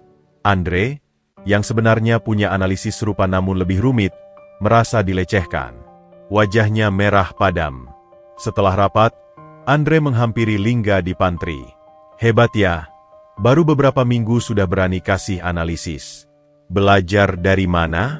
"Kursus kilat." Lingga bisa merasakan sarkasme itu. "Saya hanya membaca data yang ada, Mas Andre, dan banyak belajar dari Pak Huda." "Anda ini sebenarnya posisinya apa sih, Ling? Asisten pribadi? Kok urusannya sampai ke strategi bisnis?" tanya Andre dengan senyum tipis. "Apapun yang Pak Huda percayakan, Mas," jawab Lingga singkat, lalu pergi mengantarkan dokumen. Andre memandanginya dengan mata menyipit. Rasa tidak suka Andre berubah menjadi kecurigaan. Ia menyewa seorang investigator privat, cari tahu segala sesuatu tentang Lingga Adi Pratama. Latar belakang, keluarga, pendidikan, dan terutama, bagaimana dia bisa dekat dengan Pak Huda dalam waktu singkat. Investigator itu, seorang mantan polisi bernama Timur, bekerja cepat. Dalam 2 minggu, ia melaporkan temuan yang membuat Andre tersenyum sinis. Data permukaan biasa saja. Anak tunggal, ibu sakit-sakitan, hidup miskin, kerja serabutan. Tapi ada 2 hal yang mencurigakan. Pertama, biaya operasi dan perawatan ibunya yang mahal tiba-tiba terbayar sekitar 8 bulan lalu tanpa sumber pinjaman yang jelas. Kedua, ada transaksi bank besar yang masuk ke rekening Lingga pada periode yang hampir bersamaan, berasal dari perusahaan cangkang di luar negeri, sebuah modus operandi klasik untuk transaksi gelap. "Dan ini yang paling menarik," kata Timur sambil menunjukkan foto blur dari kamera pengintai di sebuah villa mewah di pinggir kota. 5 hari sebelum transfer besar itu, subjek, Lingga, memasuki villa ini. Villa ini milik PT XYZ, yang pemiliknya sulit dilacak, tapi sering dikaitkan dengan praktik medis ilegal. Andre menyambung titik-titik itu dengan cepat. Praktik medis ilegal, transfer besar, ibu yang sakit ginjal. Matanya berbinar. Dia menjual ginjalnya. Ia menggali lebih dalam, menyusup ke jaringan bawah tanah informasi. Uangnya berbicara. Ia akhirnya mendapatkan informasi tentang Bank Jack dan desas-desus tentang pengusaha kaya, yang pasti pamannya sendiri, yang mendapat donor ginjal mendadak dari sumber tidak resmi. Andre merasa seperti memenangkan loter. Ini adalah senjata pamungkas. Tidak hanya untuk menyingkirkan Lingga, tetapi juga untuk merusak citra pamannya di mata dewan direksi dan keluarga besar. Ia mulai menyebarkan bisikan beracun. dimulai dari lingkaran dalam. Kepada sepupu-sepupunya yang lain, ia berkata, "Kalian tahu tidak, kenapa Om Huda tiba-tiba sehat? Dan kenapa ada anak kampung yang diangkat jadi anak emas? Itu karena ada transaksi kotor. Anak itu menjual ginjalnya ke Om Huda. Sekarang Om Huda merasa bersalah, jadi dia memanjakan si anak." Bisikan itu merambat cepat seperti api di jerami. Dari obrolan keluarga, masuk ke obrolan karyawan senior yang dekat dengan keluarga. Jadi itu, bukan karena pintar, tapi karena punya ginjal yang cocok. Dasar oportunis. Memanfaatkan rasa bersalah Pak Huda. Bayangkan, perusahaan kita nanti bisa diwariskan ke penjual organ. Lingga mulai merasakan perubahan atmosfer. Tatapan yang dulu penuh rasa ingin tahu, kini berubah jadi sinis dan menghina. Saat ia melewati koridor, orang-orang tiba-tiba diam. Saat ia makan di kantin, tidak ada yang mau duduk di mejanya. Seorang sekretaris senior yang biasanya ramah, kini menghindari kontak mata. Bahkan Mbah Siti di rumah Pak Huda suatu hari bertanya dengan ragu, "Dikling, ada yang bilang kamu menjual sesuatu yang berharga ke Pak Huda. Itu benar?" Lingga merasa dunia runtuh. Rahasia terkelamnya, yang ia kira hanya diketahui oleh 3 orang, kini ternyata menyebar. Siapa? Bagaimana? Ia dihantui rasa malu dan ketakutan. Jika Ibu Salma tahu desas-desus ini sampai ke telinganya, hancurlah hati ibunya. Jika Pak Huda tahu rahasianya terbongkar, bagaimana reaksinya? Tekanan itu membuatnya murung dan tidak fokus. Ia membuat kesalahan kecil, salah mencatat jadwal, lupa mengirim dokumen penting. Pak Huda menyadari perubahan itu. "Lingga, ada apa? Kamu terlihat terganggu akhir-akhir ini," tanya Pak Huda suatu sore di perpustakaan. Lingga ingin menumpahkan segalanya, tapi ia takut. "Tidak apa-apa, Pak. Cuma agak lelah." "Jangan bohong padaku," kata Pak Huda. Suaranya lembut tapi tegas. "Aku sudah dengar bisik-bisik itu." Lingga menatapnya, kaget. "Bapak sudah tahu?" "Tentu. Kantor ini sarang telinga dan mulut. Andre sudah menyebarkan racunnya cukup lama." "Lalu, kenapa Bapak tidak menghentikannya?" "Karena aku ingin melihat bagaimana kamu menghadapinya," jawab Pak Huda. "Dan karena aku ingin melihat seberapa jauh Andre akan membawa kebenciannya. Kadang, ular perlu diberi cukup tali untuk menggelung sendiri." Lingga terkejut dengan ketenangan Pak Huda. "Tapi, reputasi Bapak dan ibu saya, jika dia dengar, aku akan lindungi ibumu, dan reputasiku tidak akan runtuh karena gosip. Tapi kamu, Lingga, kamu harus kuat. Kebenaran tidak selalu menang dengan sendirinya. Kadang kita harus memperjuangkannya." Pak Huda berdiri, mendekati jendela. "Aku tahu ini sakit. Tapi percayalah, ini adalah ujian. Bukan untuk membuktikan sesuatu pada mereka, tapi pada dirimu sendiri. Apakah kamu tetap akan berdiri tegak dengan integritasmu, meski semua orang menuduh kamu memulai dengan cara yang kotor?" Kata-kata itu menyentuh kalbu Lingga. Ia menarik napas dalam. Malu dan takutnya perlahan berubah menjadi tekad. Ya, ia memang memulai dengan cara yang kotor. Tapi itu bukan seluruh ceritanya. Dan sejak saat itu, ia telah berusaha menjadi orang yang jujur dan bekerja keras. "Terima kasih, Pak," ucap Lingga, suaranya lebih mantap. "Saya akan coba." "Bagus," balas Pak Huda. "Tapi ingat, kamu tidak sendirian. Aku ada di sini. Dan waktunya akan tiba untuk kita berdua menghadapi ini secara terbuka. Bersiaplah." Pertemuan itu menguatkan Lingga.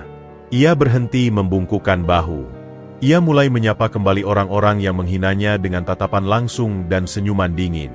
Ia bekerja lebih keras, lebih teliti, membuktikan bahwa nilai dirinya bukan dari ginjal yang ia jual, tetapi dari karakter yang ia bangun setiap hari.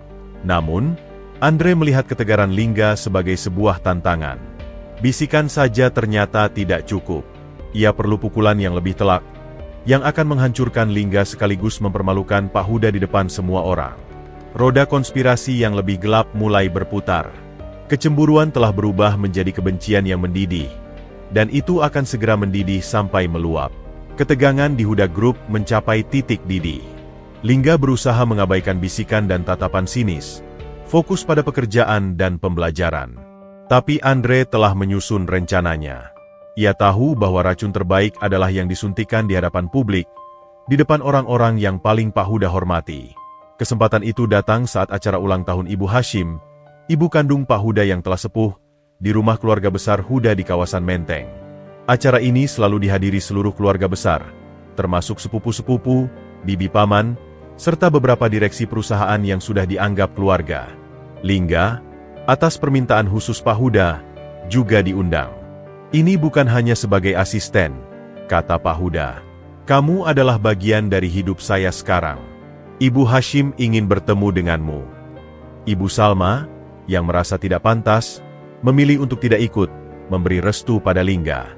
Rumah kolonial tua itu dipenuhi orang-orang berbusana mahal, senyum dan cium pipi yang terkadang terasa dipaksakan. Lingga, dalam setelan jas sederhana yang dibelikan Pak Huda, merasa seperti ikan di darat. Ia mencoba menempel dekat Pak Huda, tapi sang bos sibuk disapa banyak orang. Andre, dengan senyum licin, mengawasinya dari kejauhan seperti laba-laba menunggu mangsa. Acara makan malam berlangsung di ruang makan besar dengan meja panjang. Lingga duduk di dekat ujung, di antara sepupu Pak Huda yang lebih muda yang tak peduli padanya. Setelah hidangan utama, saat suasana agak santai dengan gelas anggur dan cerocok, Andre tiba-tiba berdiri, mengetuk gelasnya dengan sendok. Saudara-saudara, bibi, paman, yang saya hormati. Suaranya lantang, menarik perhatian semua orang. Di momen bahagia ulang tahun Nenek Hashim ini, ada satu hal yang sudah terlalu lama mengganjal di hati saya. Sesuatu yang menyangkut kehormatan keluarga kita, dan masa depan Huda Group. Suasana hening seketika. Pak Huda, yang duduk di dekat ibunya, mengerutkan kening, matanya menyala dengan peringatan. Andre, ini bukan waktunya. Justru ini waktunya. Om, sahut Andre, berani. Sebelum terlambat. Sebelum kita semua ditipu oleh seorang oportunis yang memanfaatkan kelemahan dan rasa bersalah Om Huda. Semua mata beralih ke Lingga, yang duduk membeku, tangan dingin mencengkeram pinggiran meja. Ada yang bertanya-tanya, siapa pemuda kampung yang tiba-tiba jadi anak emas Om Huda? Andre mulai berjalan mendekati Lingga. Namanya Lingga. Hidupnya miskin. Ibunya sakit ginjal parah. Tapi 8 bulan lalu, tiba-tiba ada uang miliaran rupiah untuk transplantasi ginjal ibunya. Dari mana? Ia berhenti, menikmati ketegangan di ruangan itu. Uang itu berasal dari transaksi gelap. Dia menjual ginjalnya. Teriak Andre, menunjuk langsung ke arah Lingga. Dan siapa pembelinya? Siapa yang tiba-tiba sehat setelah bertahun-tahun gagal ginjal? Om Huda. Gemuruh riuh pecah.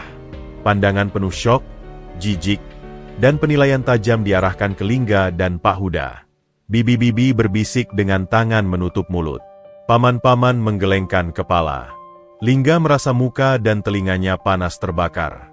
Inilah mimpi buruk terbesarnya, terungkap di depan semua orang. Ia ingin menghilang. Andre melanjutkan, penuh semangat menghakimi. Jadi, penerus, baru Om Huda ini bukanlah orang yang dipilih karena prestasi atau kecerdasan. Dia cuma penjual organ. Penjual yang memanfaatkan keadaan putus asa Om Huda. Dia mengikat Om Huda dengan rasa bersalah untuk mengeruk harta kita. Ini pemerasan kelas kakap. Cukup, Andre. Suara Pak Huda menggema, memotong hiruk-pikuk. Ia berdiri, wajahnya merah padam karena kemarahan yang jarang terlihat. Tapi kemarahan itu bukan ditujukan pada Lingga, melainkan pada keponakannya. Ruangan kembali hening. Pak Huda berjalan perlahan ke tengah ruangan, berdiri di antara Andre dan Lingga, seolah membentuk perisai. Kau pikir kau sangat pintar, ya, Andre? Suara Pak Huda rendah, tapi memotong seperti pisau. Kau menyelidiki kehidupan orang, mengumpulkan informasi memalukan, lalu memutarbalikannya di depan keluarga untuk kepentinganmu yang picik, rasa iri dan tamak. Andre terbelalak. Om, saya hanya membuka fakta, agar keluarga tidak tertipu. Fakta. Pak Huda menyeringai. Kau menyebutnya fakta? Kau hanya menyebutkan separuh cerita, separuh yang paling kotor, untuk mengubur separuh lainnya yang penuh dengan pengorbanan dan kemuliaan. Ia menoleh, memandang keluarga besarnya satu persatu. Ya, benar. Saya membeli ginjal Lingga di klinik gelap. Saya putus asa, sakit, dan takut mati. Saya melakukan hal yang hina dengan uang saya. Pengakuan itu mengguncang ruangan. Tapi kalian tahu apa yang Lingga lakukan dengan uang itu? Dia menyelamatkan nyawa ibunya. Dia menjual bagian tubuhnya bukan untuk kemewahan, bukan untuk mobil, tapi untuk memberi kesempatan hidup pada satu-satunya orang yang dia miliki di dunia ini. Tangis Ibu Hashim terdengar sayup. Pak Huda menghampiri Lingga, yang masih terduduk lemas, dan meletakkan tangan di bahunya. Dia telah memberi saya lebih dari sekadar ginjal. Dia, dengan pengorbanannya yang tanpa pamrih itu, mengingatkan saya pada harga sebuah kehidupan, pada arti sebuah keluarga, pada ketulusan yang sudah lama hilang dari hidup saya yang penuh dengan transaksi. Andre mencoba memotong, tapi itu tidak mengubah fakta bahwa dia. Diam. Pak Huda membentak, membuat Andre mundur selangkah. Kau bicara tentang oportunis?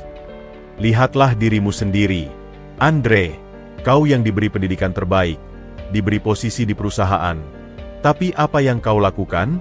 Menyebar fitnah, meracuni lingkungan. Hanya karena merasa terancam oleh seorang anak muda yang punya integritas lebih tinggi dari seluruh karirmu. Pak Huda menarik napas dalam. Suaranya kini lebih tenang namun penuh wibawa. Karena itu, di hadapan keluarga besar saya, di hadapan ibu saya umumkan ini secara resmi. Ia memandang Lingga, lalu kembali ke hadirin. Saya, Huda Wijaya, dengan kesadaran penuh, berniat untuk mengangkat Lingga Adi Pratama sebagai anak angkat saya. Bukan karena rasa bersalah, tapi karena saya bangga padanya. Karena saya melihat dalam dirinya semua nilai yang ingin saya wariskan. Keberanian, kesetiaan, ketekunan, dan hati yang tulus. Dialah penerus yang saya pilih. Denting gelas yang jatuh memecah keheningan yang tercipta. Pengumuman itu seperti bom. Andre tampak seperti ditampar. Wajahnya pucat dan hancur. Keluarga lain saling pandang. Ada yang masih syok. Ada yang mulai memandang Lingga dengan ekspresi berbeda, campuran rasa kagum dan penyesalan. Lingga tidak bisa menahan air matanya lagi. Air mata itu mengalir deras, membasahi pipinya. Bukan air mata malu lagi, tapi air mata kelegaan, pengakuan, dan sebuah penerimaan yang tak pernah ia bayangkan. Pak Huda tidak menyangkal masa lalunya yang gelap. Justru, di hadapan semua orang, dia mengakuinya dan mengangkatnya menjadi sebuah kisah tentang cinta dan penebusan. Tapi Om, dia bukan darah daging kita. Andre menjerit putus asa, pertahanan terakhirnya. Pak Huda menatapnya dengan dingin. Darah tidak selalu membuat seseorang layak disebut keluarga, Andre. Terkadang, keluarga adalah pilihan hati. Dan hari ini, hati saya memilih Lingga. Acara ulang tahun itu berakhir dengan suasana yang berubah total. Banyak keluarga yang mendekati Lingga setelahnya, berjabat tangan, meminta maaf untuk prasangka mereka.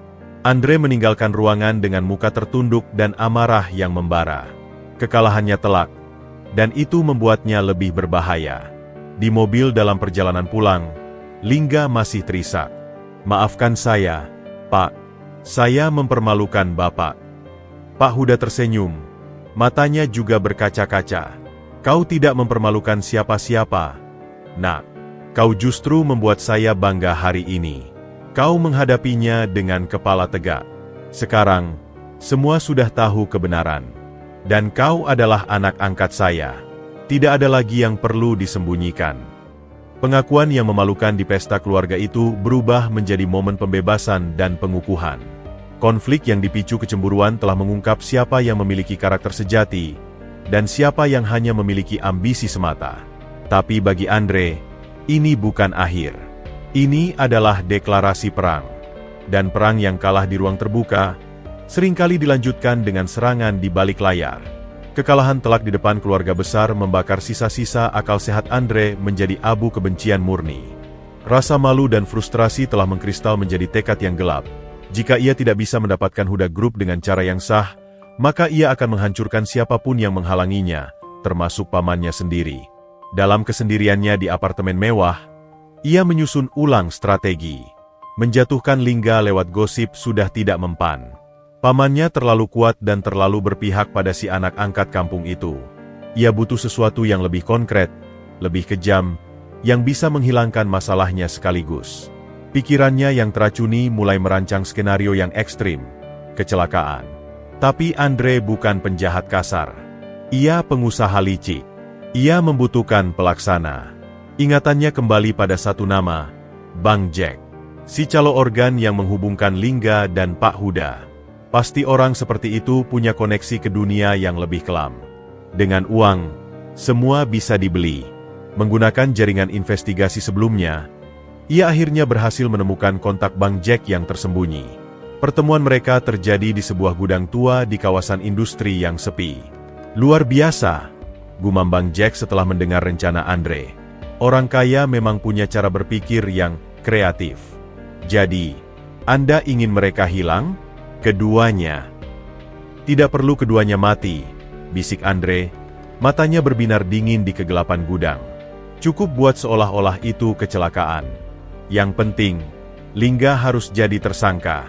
Buat seolah-olah dia yang menyebabkan kecelakaan itu. Misalnya, karena mengemudi ugal-ugalan atau karena sengaja. Atau bahkan lebih baik, buat seolah-olah dia yang merencanakan untuk membunuh Pak Huda demi warisan lebih cepat. Kalau Pak Huda selamat tapi Lingga jadi tertuduh, warisan itu pasti batal. Dan pamanku akan kembali pada keluarganya yang sebenarnya, yaitu saya. Bang Jack mengangguk perlahan, menghitung risiko dan keuntungan. Ini lebih berisiko daripada jual beli ginjal. Harganya beda jauh. Seberapa jauh pun, saya bayar, kata Andre tanpa ragu. Setengah sekarang, setengah setelah pekerjaan selesai. Mata Bang Jack berbinar melihat jumlah yang disebutkan. Deal. Tapi ini harus rapi. Saya punya orang yang bisa atur kecelakaan. Tapi Anda harus pastikan jadwal mereka, rute, dan jenis mobil. Saya atur semuanya, janji Andre. Sementara itu, kehidupan Lingga memasuki babak baru setelah pengakuan resmi. Sebagai calon anak angkat, tanggung jawabnya bertambah, tetapi ia juga mendapatkan kepercayaan yang lebih besar. Pak Huda mulai melibatkannya dalam keputusan strategis yang lebih dalam, bahkan memperkenalkannya pada mitra bisnis utama. Suatu hari, Pak Huda mengajak Lingga untuk meninjau sebuah lahan baru yang akan dikembangkan menjadi kawasan mixed use di pinggir kota. Ini akan menjadi proyek terbesar kita dalam 5 tahun ke depan.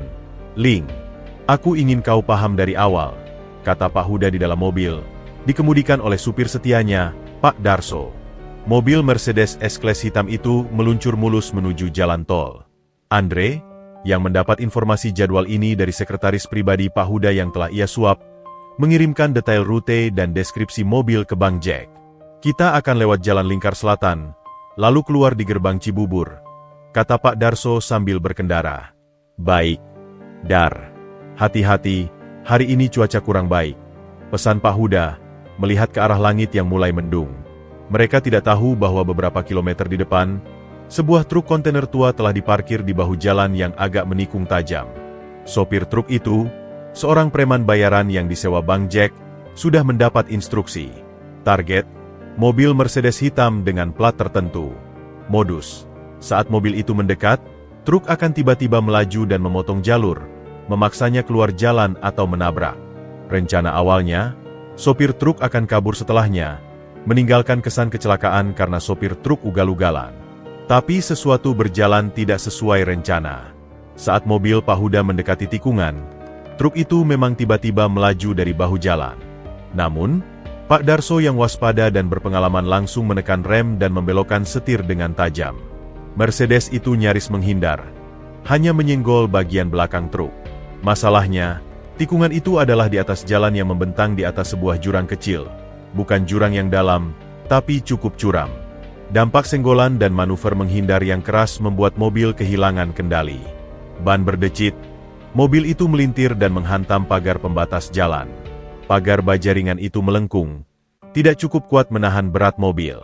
Mercedes itu terjungkal, berguling sekali, sebelum tersangkut di tepi jurang, bagian depannya sudah menggantung di udara.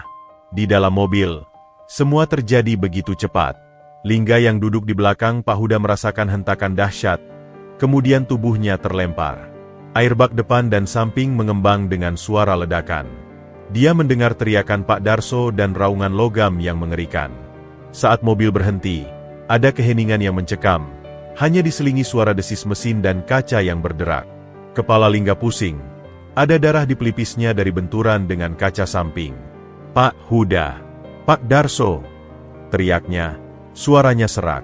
Dari kursi depan, Pak Darso mengerang, tangannya terlihat patah, tapi ia masih sadar. "Saya baik-baik saja, Pak Huda." Lingga memandang ke sampingnya. Pak Huda terdiam, kepalanya terkulai ke depan, darah mengucur dari luka di dahinya. Dia tidak bergerak. "Tidak!" teriak Lingga, panik. Dengan susah payah, ia melepaskan sabuk pengamannya yang sudah terkunci. Posisi mobil yang miring dan menggantung membuatnya sulit bergerak. Ia mencoba membuka pintu di sampingnya, tapi pintu itu terjepit. Ia harus keluar lewat jendela yang pecah.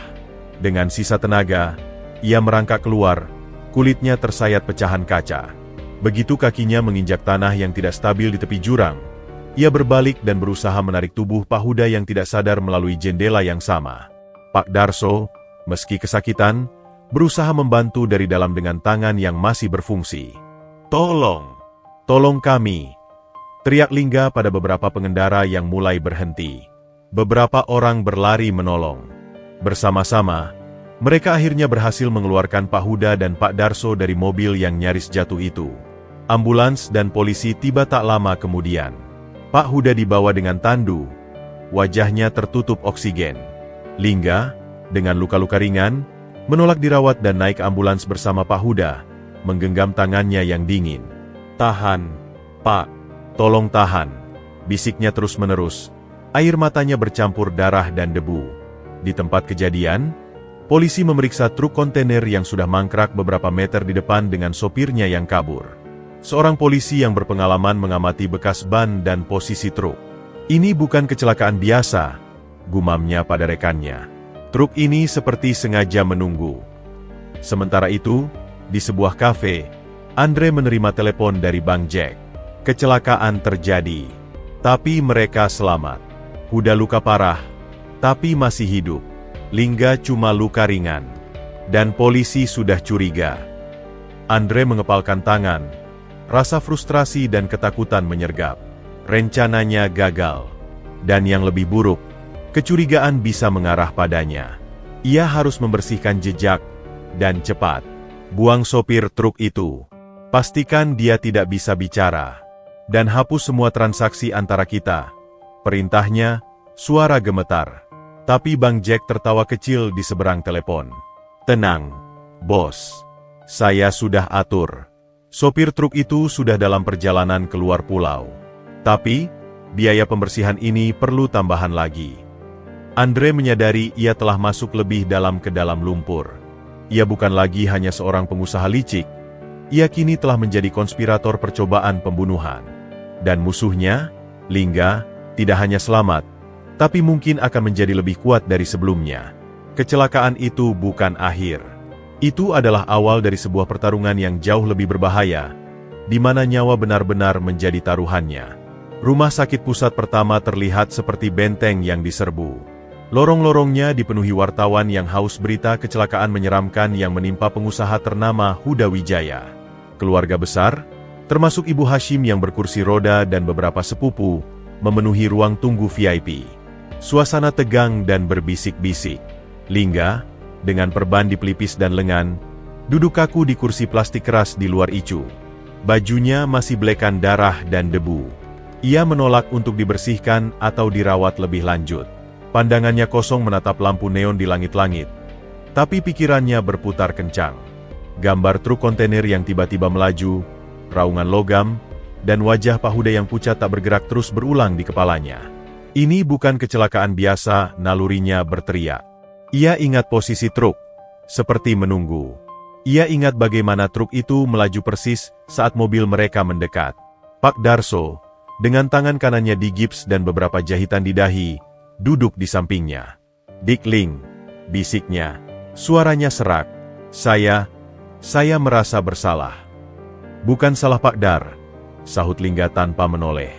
"Itu disengaja." Mata Pak Darso membesar. "Disengaja?" Lingga akhirnya menatapnya. "Saya yakin. Dan saya tahu siapa yang paling diuntungkan jika Pak Huda dan saya hilang. Nama itu tidak perlu diucapkan. Andre. Tapi mereka tidak punya bukti."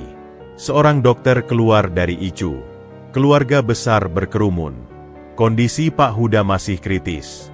Pendarahan otak ringan dan beberapa patah tulang rusuk. Dia masih koma. 48 jam ke depan sangat menentukan. Ibu Hashim menangis pelan. Seorang paman, Om Rudi, menatap Lingga penuh curiga. "Kau yang ada di mobil dengan dia. Apa yang sebenarnya terjadi?" Lingga bangkit, menghadapi tatapan-tatapan yang mulai menyalahkan. "Kami ditabrak sengaja. Sebuah truk menyerempet kami." Cerita yang mudah, sergah sepupu lain.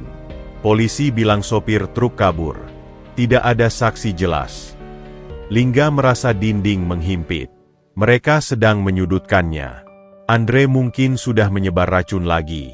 Di tengah kepanikan itu, seseorang mendekati Lingga dari belakang. Itu adalah Pak Aji, asisten pribadi Pak Huda yang paling setia, yang sudah diperintahkan Pak Huda dulu untuk melindungi Lingga. "Lingga," bisik Pak Aji, menariknya ke sudut yang sepi.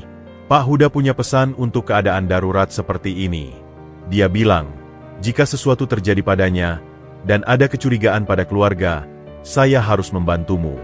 Dan kita harus percaya hanya pada beberapa orang. Saya, Mbah Siti, dan Pak Darso." "Lalu apa yang harus kita lakukan?" tanya Lingga, merasa sedikit ada penopang. "Penyelidikan. Tapi tidak lewat polisi biasa. Pak Huda punya kenalan di penyidik independen dan di kepolisian yang bisa dipercaya. Tapi kita perlu bukti awal." Mereka membentuk tim kecil. Lingga, Pak Aji, dan Pak Darso, meski cedera. Mbah Siti akan jadi penghubung dan menjaga informasi di rumah. Langkah pertama, melacak truk kontainer itu. Pak Aji menggunakan koneksi untuk mendapatkan data CCTV dari jalan tol terdekat. Mereka juga menyelidiki perusahaan kontainer fiktif yang terdaftar pada truk itu. Sementara penyelidikan diam-diam berlangsung, Lingga mendapat pukulan telak berikutnya. 2 hari setelah kecelakaan, saat ia pulang sebentar ke gubuknya untuk mengganti baju dan menjenguk Ibu Salma yang sudah sangat khawatir, ia menemukan rumah itu kosong. Radio kecil masih menyala, panci sayur masih di kompor, tapi Ibu Salma menghilang. Di meja makan, terbaring selembar kertas dengan tulisan cap huruf dari guntingan majalah. "Ibumu aman. Jangan libatkan polisi. Unggu instruksi. Ini hanya transaksi." Lingga jatuh terduduk. Dadanya sesak. Mereka menyandera ibunya. Targetnya jelas, membuatnya diam, atau memaksanya menyerah. Otaknya berpacu. Ini pasti Andre. Tapi bagaimana ia membuktikannya? Dan bagaimana ia menyelamatkan ibunya tanpa mematuhi perintah mereka? Telepon di sakunya, ponsel baru pemberian Pak Huda, berdering. Nomor tidak dikenal. "Lingga?" Suara itu diubah, tapi terasa familiar. "Apakah itu Bang Jack? Ibu saya di mana?" teriak Lingga. "Tenang. Dia baik-baik saja. Dia hanya jaminan. Kau punya sesuatu yang kami mau." "Apa?" "Hak waris dan pengakuan anak angkatmu. Tarik semua berkasnya. Umumkan ke media bahwa kau mengaku memalsukan segalanya, bahwa kau memanipulasi Pak Huda, dan kau mundur dari segala klaim atas Huda Group. Lakukan itu, dan ibumu akan kembali dengan selamat. Dan jika tidak, kau tidak mau tahu." Telepon diremas. Lingga menggigil. Ini pilihan yang mustahil. Ibu Salma adalah segalanya. Tapi menyerah pada tuntutan mereka berarti membiarkan Pak Huda yang terbaring koma dikhianati, dan membiarkan Andre menang. Juga, apa jaminan ibunya akan benar-benar dibebaskan setelah ia menuruti mereka? Ia menghubungi Pak Aji dengan panik. "Mereka menculik ibu saya." "Pak Aji, di seberang telepon, terdiam sejenak. Ini makin serius. Mereka panik. Mereka ingin menghentikan penyelidikan kita dan menghancurkan posisimu sekali untuk selamanya. Apa yang harus saya lakukan? Saya tidak bisa ke polisi. Jangan. Itu yang mereka mau, agar kau melanggar perintah. Kita harus lebih cerdas. Pak Aji berpikir keras. Kau harus berpura-pura menuruti mereka. Tapi kita akan melacak panggilan itu dan mengikuti uang. Orang seperti Andre atau Bang Jack pasti akan bergerak dengan uang. Kita pasang mata-mata pada rekening Andre dan gerak-geriknya. Rencana itu berisiko. Tapi Lingga setuju. Dengan hati hancur, ia menulis pernyataan pengunduran diri dan pengakuan palsu sesuai permintaan penculik, mengirim draftnya ke mereka via email anonim. Ia berpura-pura putus asa di media sosial. Andre, yang melihat performa itu, merasa menang. Tapi di balik layar, tim kecil mereka bekerja. Pak Aji berhasil melacak panggilan singkat itu ke sebuah BTS di kawasan industri yang sama dengan gudang tempat Andre bertemu Bang Jack. Sementara itu, penyelidik independen yang mereka sewa melaporkan temuan krusial. Truk kontainer itu dibeli 3 hari sebelum kecelakaan oleh perusahaan cangkang yang salah satu signatornya adalah seorang staf junior di departemen yang dipimpin Andre. Jejak uang mulai terhubung. Yang lebih mengejutkan, Mbah Siti, yang menjaga rumah Pak Huda, menemukan sesuatu. Saat membersihkan ruang kerja Pak Huda, ia menemukan sebuah amplop tersembunyi di balik buku akuntansi tebal. Di dalamnya, ada surat wasiat lama yang menyatakan Andre sebagai penerus, dan catatan tentang ketidakpuasan Pak Huda terhadap sikap Andre. Ada juga nomor kontak seorang penyidik polisi bernama AKP Faisal, dengan coretan tulisan Pak Huda, dia bisa dipercaya. Mereka menghubungi AKP Faisal. Awalnya sang perwira polisi skeptis, tapi setelah mendengar seluruh cerita, dari transplantasi gelap, pengakuan keluarga, hingga kecelakaan dan penculikan, dan melihat bukti awal yang dikumpulkan Pak Aji, ia setuju membantu secara tidak resmi. Penculikan adalah ranah kami. Tapi kita harus bergerak cepat dan diam-diam. Jika ini melibatkan orang dalam seperti yang kalian curigai, kita harus memastikan tidak ada kebocoran.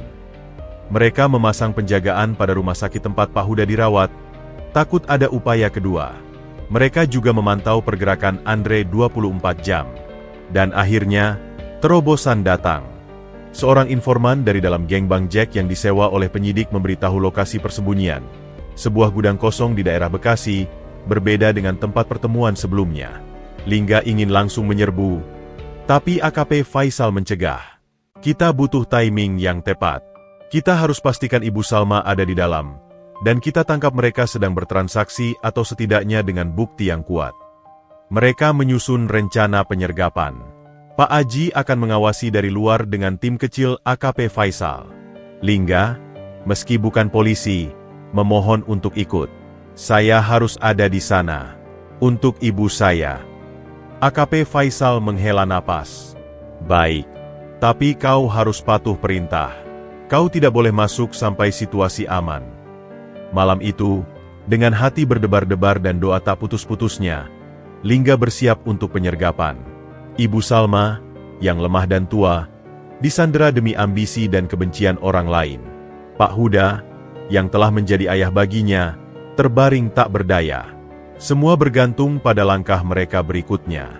Pengorbanan yang telah ia lakukan, ginjalnya, kehormatannya, kini harus diikuti dengan keberanian terbesar, menghadapi ular yang telah mengancam keluarganya, di sarangnya sendiri. Malam itu pekat, angin berembus dingin membawa aroma tanah basah dan oli bekas. Gudang tua di kawasan industri Bekasi itu berdiri seperti kuburan raksasa, hanya diterangi cahaya bulan yang sesekali tersibak awan. Di dalam mobil gelap yang diparkir sejauh 200 meter, jantung Lingga berdegup seperti genderang perang. Di sebelahnya, AKP Faisal memeriksa amunisi dan radio sekali lagi, wajahnya dingin dan fokus. Tim kecil beranggotakan 4 orang dari unit khusus berkumpul di sekeliling mereka. Target utama adalah keselamatan Sandra, bisik Faisal. Kami masuk lewat pintu belakang yang sudah diintai. Tim Alpha akan masuk dulu, netralisir ancaman. Anda, ia menatap Lingga, tunggu di sini sampai kami beri kode aman. Paham.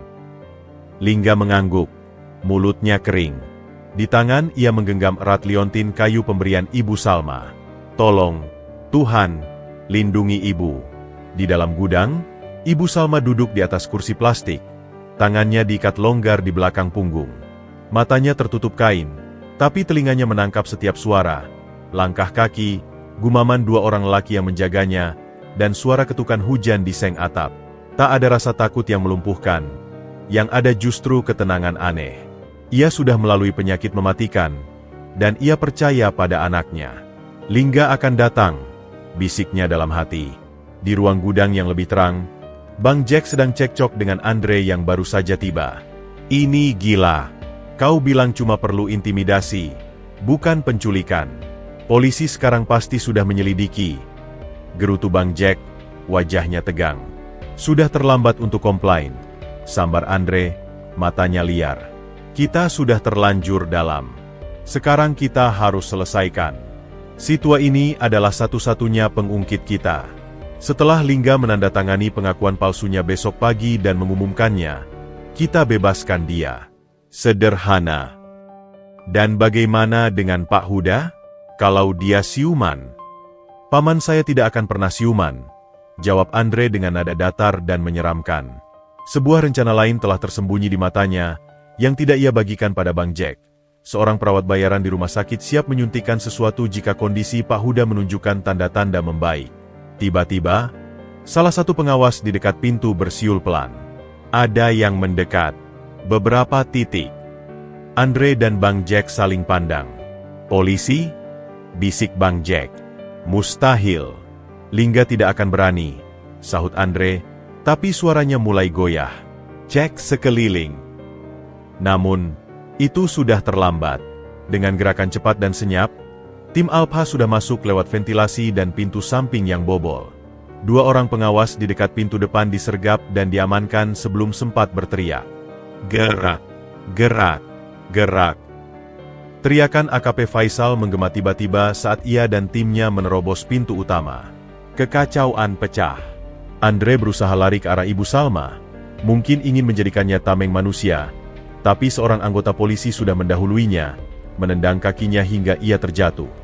Bang Jack menarik pisau dan mencoba melawan, tapi dengan cepat dilumpuhkan dengan taser. Di tengah keributan, AKP Faisal berteriak, "Sandera aman. Lingga, bisa masuk."